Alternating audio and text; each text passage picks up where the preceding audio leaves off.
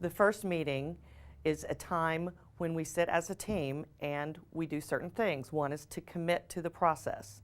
And one of the big commitments about collaborative law is that the lawyers will withdraw if the process fails.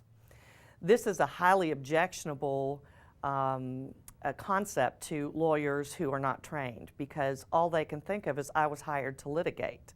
There's plenty of great litigators out there, and trust me, those of us who are in a collaborative case, if it does fail, we can find you a great litigator. There's a lot of us out there that are really good at what we do, and we will. The great news is you probably won't have to do that because it's a high 90th percentile of success.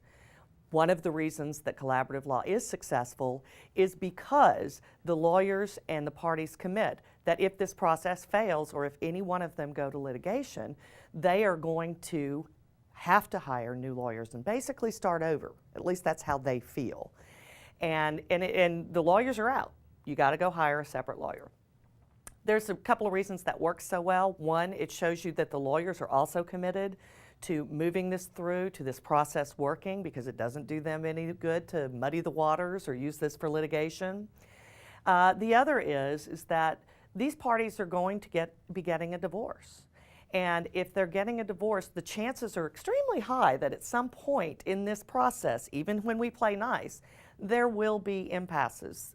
We look at impasses as challenges, not things that can't be overcome.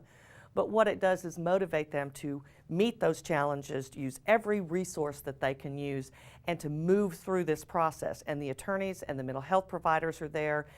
Provider is there to move them through it. Financial professional may have additional